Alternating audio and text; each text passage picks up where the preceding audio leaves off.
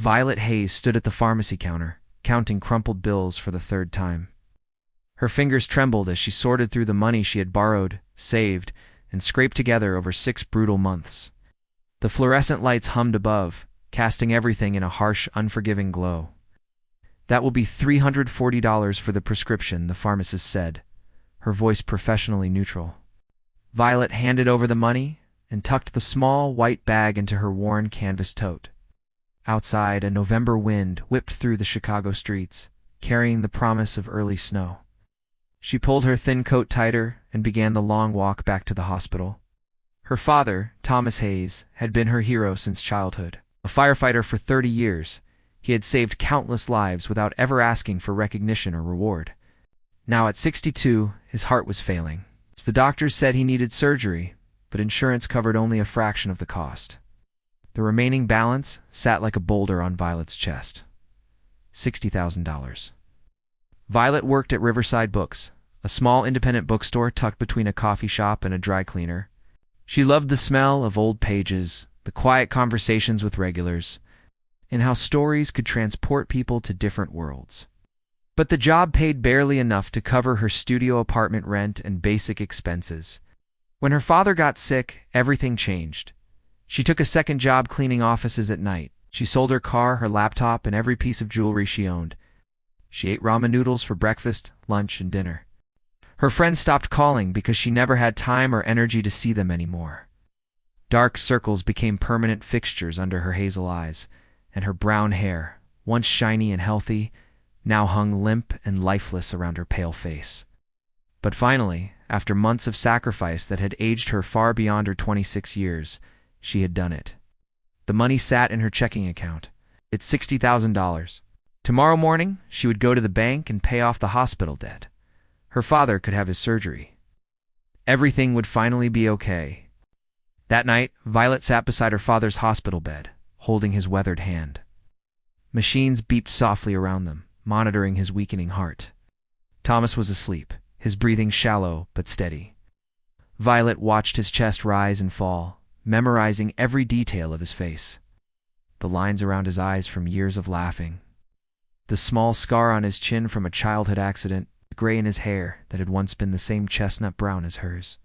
"I did it, Dad," she whispered into the quiet hum of the room. "Tomorrow everything gets better." The next morning arrived far too quickly. Violet had barely slept, her mind racing through everything that needed to happen. She showered in the hospital bathroom, changed into clean clothes, and headed to the bank as soon as it opened. First National Bank was busy for a Friday morning. Violet waited in line, clutching a piece of paper with the hospital account number written in her careful handwriting. She had copied it directly from the billing statement, checking it 3 times to make sure every digit was correct. She could not afford any mistakes. When her turn came, she approached a teller named Gordon, a middle-aged man with kind eyes and a patient smile. "Good morning. How can I help you today?" "I need to make a payment to this account," Violet said, sliding the paper across the counter.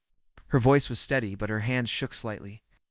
Gordon took the paper and began typing the numbers into his computer. Violet watched his face, her heart pounding, waiting for confirmation. Instead, his eyebrows rose slightly.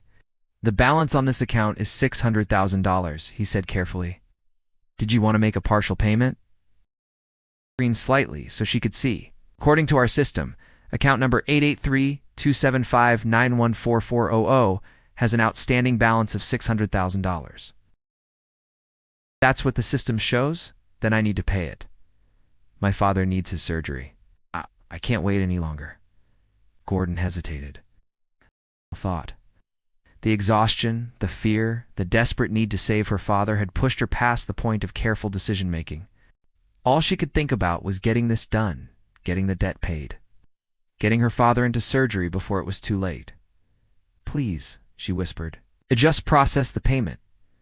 Gordon looked at her for a long, searching moment, then nodded slowly. "We'll need to set up an instant loan approval for the difference. You understand you'll be responsible for $540,000 plus interest." Violet barely heard him. She just nodded, her hand moving numbly as she signed the documents that Gordon placed in front of her. Within 15 minutes, every penny she had sacrificed everything for was gone. And she now owed more money than she could earn in 10 lifetimes. She walked out of the bank in a complete daze. The morning sun felt too bright, sounds of traffic seemed too loud, an assault on her senses. Violet stood on the sidewalk, pulled out her phone, and opened her banking app with trembling fingers. Balance, $0. Outstanding loan, $540,000. The world tilted sideways. Violet grabbed a parking meter to steady herself, her knuckles turning white. What had she just done? With shaking hands, she called the hospital billing department. A woman with a bored voice answered. Violet read out her father's name. Hayes Thomas. Account number, 883275941400. She looked down at the paper clutched in her hand. Then, at the number the woman had just said. 2 digits. 2 simple digits were reversed. She had paid the wrong account. The phone slipped from her hand and clattered onto the concrete. Violet sank down onto the cold sidewalk, her back against the brick wall of the bank. People walked past her, caught up in their own lives, not seeing the young woman whose world had just shattered into 1,000 irreparable pieces. She had lost everything in a single, devastating mistake. Thanks for watching. If you're going through a tough time, remember that resources are available and you're not alone. Don't forget to follow our channel for more stories. Nathan Pierce sat in his glass-walled office, 45 floors above the city, staring at an email that made no sense. Subject: credit alert, fraudulent debt resolved. He read it again and again. 6 months ago, a mysterious $600,000 debt appeared on his credit report, a total fabrication. It was a targeted attack designed to cripple his company, Pierce Technologies. His lawyers were fighting it, but the damage was done. Investors were fleeing, banks were freezing his accounts, and his $2 billion empire was teetering on the edge. And now, just like that, the debt was gone, paid in full, by a woman he had never heard of, Violet Hayes. He ran a hand through his hair, his mind racing. Who was she? Why would a stranger pay off a debt that wasn't hers? He picked up his phone. Get me everything you can find on Violet Hayes, he commanded his head of security. The answer came back in under 2 hours, and it only deepened the mystery. Violet Hayes, 26, worked at a local bookstore. She lived alone in a rundown studio apartment. Her father was in the hospital with heart failure, waiting for a surgery they couldn't afford. And this morning, she had somehow transferred $600,000 to an account that wasn't hers, leaving herself with a soul-crushing debt. Nathan knew what he had to do. He grabbed his coat and left. Meanwhile, Violet sat on the floor of her tiny apartment, drowning in her tears in a sea of paperwork. The bank had been brutally clear. She had authorized the payment. She had signed the loan documents. The money was gone, and the new debt was hers. $540,000 plus interest. It was a life sentence. And her father still needed the surgery. All her sacrifice, all for nothing. A sudden knock on the door made her jump. She wasn't expecting anyone. Peeking through the peephole, she saw a man in a ridiculously expensive suit holding a leather briefcase. He looked like he'd just stepped off the cover of Forbes. Cautiously, she opened the door, leaving the chain lock on. "Can I help you?" The man's voice was deep and steady. "Violet Hayes. My name is Nathan Pierce. I believe you paid off my debt this morning." Violet's breath hitched. She fumbled with the chain, pulling the door wide open. The man standing before her was tall, with dark, perfectly styled hair and intense gray eyes that seemed to look right through her. He carried an aura of power and wealth she had only ever seen in movies. "I made a terrible mistake," she stammered, words tumbling out. "I was trying to pay my father's hospital bill. I mixed up 2 numbers in the account number. I didn't mean to pay your debt. I don't even know you. I need that money back. My father is dying." Nathan stepped inside her apartment without an invitation, his eyes quickly scanning the cramped space, the secondhand furniture, the stack of medical bills. "You saved my life today," he said quietly. Violet just shook her head, fresh tears streaming down her face. "I destroyed mine. That was everything I had. Now I owe more money than I can ever repay. Please, if there's any way to reverse it, I'm begging you." Nathan placed his briefcase on her small table and opened it. Inside were meticulously organized folders. He pulled one out and handed it to her. "What is this?" she asked, her hands trembling too much to take it. "A solution," Nathan replied. "Both of us." She finally took the folder. Inside was a contract, filled with dense legal language she couldn't possibly understand. "I don't get it," she whispered. Nathan moved to her only window, which faced a grim brick wall. 6 months ago, someone created that fake debt in my name. It was a deliberate attack to ruin my credibility in my company. My lawyers were fighting it, but the damage was already done. Banks froze my credit, investors lost faith. I was days away from losing everything. He turned back to face her, and then you accidentally paid it. The debt is gone. My credit is restored. But my reputation is still in tatters. My investors think I'm reckless. They don't trust me anymore. Violet wiped her eyes, trying to follow. "What does this have to do with me?" "I need to restore confidence," Nathan said, his tone all business. "I need to show my investors that I'm stable, trustworthy, and focused on the future. And the fastest way to do that is to show them I'm settling down, getting married." Violet's eyes went wide. "You want me to marry you?" "Not exactly," Nathan corrected. "I want you to pretend to be my fiancé for 6 months. We'll attend public events, company galas, investor dinners. You'll play the part of the incredible woman who changed my life and made me want to build a lasting legacy. In return," he paused, "I will pay off your new debt in full, cover every last cent of your father's surgery and medical care. And when our 6 months are over, I will give you $100,000. Violet stared at him, utterly dumbfounded. "You can't be serious." "I am completely serious," he confirmed. "You need money. I need credibility. We help each other." She looked down at the contract. It was insane, pretending to be engaged to a billionaire. But then she thought of her father, lying in that hospital bed, his heart growing weaker. She thought about the crushing debt that would haunt her forever. She thought about telling him she had failed. "Why me?" she whispered. "You could hire a professional actress, someone beautiful and sophisticated, who knows how to act like she belongs in your world. A flicker of something, maybe softness, across Nathan's face. Because you're real," he said. "You sacrificed everything to save someone you love. That kind of authenticity can't be faked. Investors will see it. They'll believe our story because, in a way, it's true. You did change my life today." Violet looked out her window at the brick wall that had been her entire world for so long. She thought of all the dreams she'd given up. This felt different, though. This felt like selling a piece of her soul. "I don't know anything about your world," she said. "I work in a bookstore. I'll just embarrass you." "I'll handle all of that," Nathan assured her. "Clothes, coaching, everything you need. All you have to do is show up and be yourself." She met his gaze. "After 6 months, we stage a quiet, mutual breakup. You walk away with everything I promised. Your father is healthy, your debt is gone, and you have the money to start fresh and have my company back on solid ground." It sounded too good to be true, but what other choice did she have? A life of debt and despair? Or this one? Bizarre chance. "I need time to think," she said weakly. Nathan shook his head. "I need an answer now.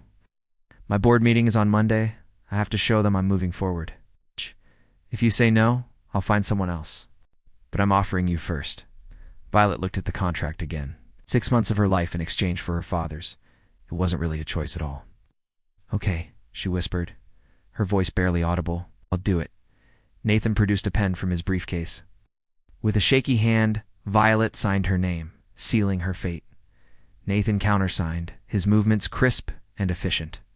"My assistant will contact you tomorrow with details. We'll start with a wardrobe consultation. Our first public appearance is a charity gala next Friday."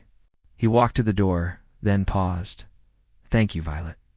I know this is a lot, but I promise I will hold up my end of the bargain." After he left, Violet sank onto her couch, her head spinning. She had just agreed to fake an engagement with a billionaire she met 20 minutes ago. Her phone buzzed, a text from an unknown number. "Surgery for Thomas Hayes scheduled for Monday morning. All expenses covered." NP Violet pressed a hand to her mouth as fresh tears began to fall. But for the first time, in a very long time, they weren't tears of despair. They were tears of hope. The next 6 weeks were a dizzying whirlwind. Now, the day after I signed the contract, Nathan's assistant, Jennifer Park, showed up with a whole team. Stylists, a personal shopper, a media consultant. My tiny apartment became mission control for my transformation. Racks of designer clothes I was afraid to even touch appeared overnight. An etiquette coach drilled me on everything from which fork to use to how to look interested in boring market trend talks. Through it all, Nathan was there, but not really. He'd pop into a coaching session, offer a correction. But he was always distant, professional. This was a business deal, and he never let me forget it. I had to keep telling myself, this isn't real. In 6 months, I walk away and never see him again. The best news came quickly. Dad's surgery was a complete success. My dad, just happy to see me smile, didn't ask any questions. For a second, we just stared. "You look beautiful," he finally said. "I look expensive," I corrected him. "There's a difference."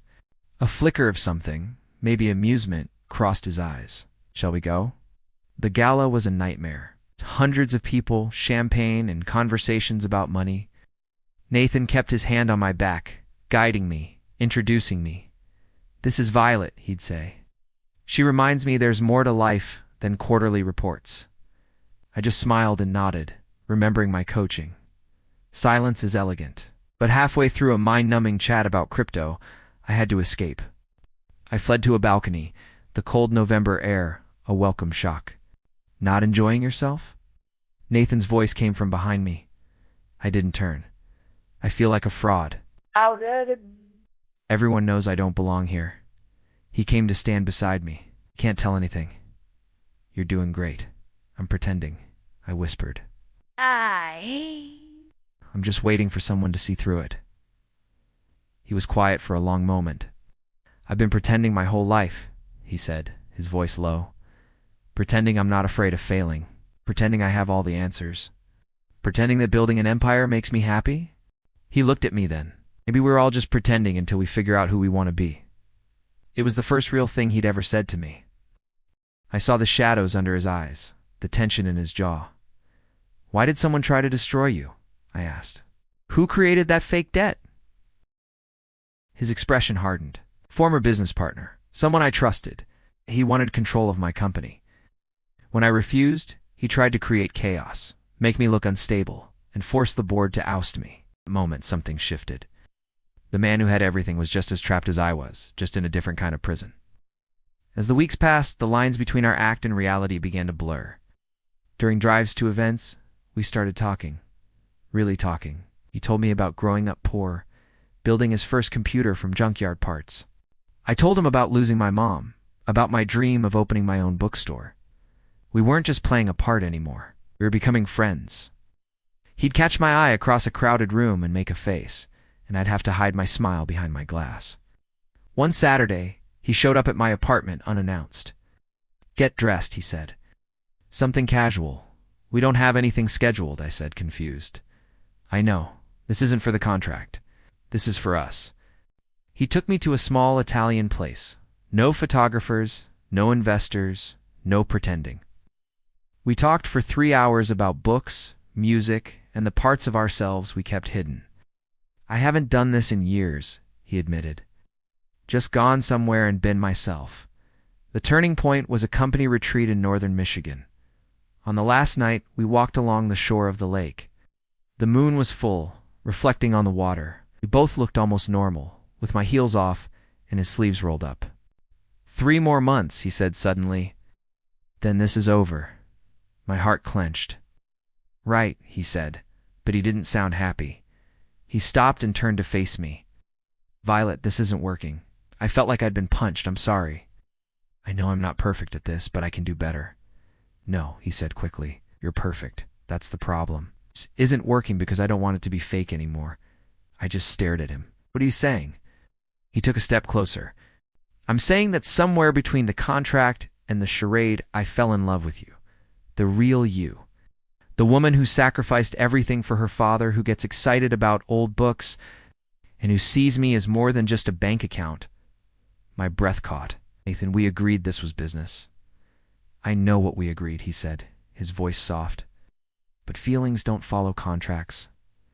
I wake up thinking about you. I find excuses to call you.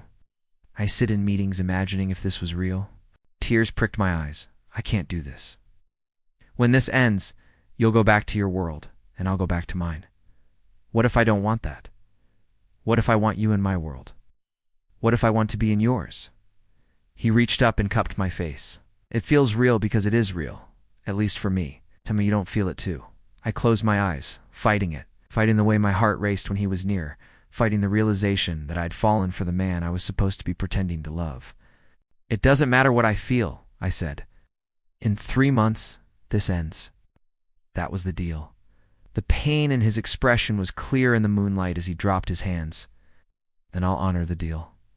But know this, Violet. When those 3 months are over, I'm going to ask you to stay. Not because of a contract, but because I can't imagine my life without you. Those last 3 months were torture.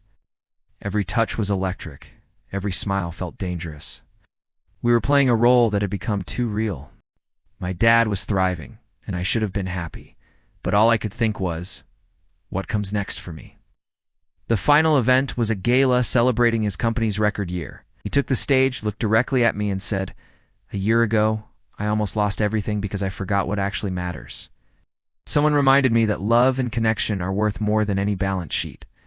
I'm strong because of the woman who taught me how to believe in something beyond myself. The crowd applauded as tears streamed down my face. This was supposed to be the end. But he walked off the stage, straight to me, and got down on one knee.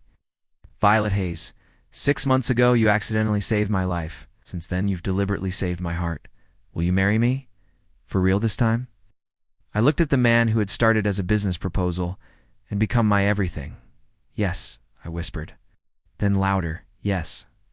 He pulled me into his arms, and in that moment, we were the only 2 people in the universe. 6 months later, I stood in my own bookstore, Hayes and Pierce Books. My dad walked me down the aisle at our real wedding, his eyes full of pride. As I said my vows to Nathan, I thought about the impossible chain of events that brought us here. A mistake that felt like the end of the world was actually the beginning of everything. "I love you," Nathan whispered as we danced. "Yeah, my accidental angel," I smiled. "I love you too, my unexpected forever." Because sometimes the wrong account leads to the right person. And sometimes the best love stories are the ones you never see coming. Thanks for watching.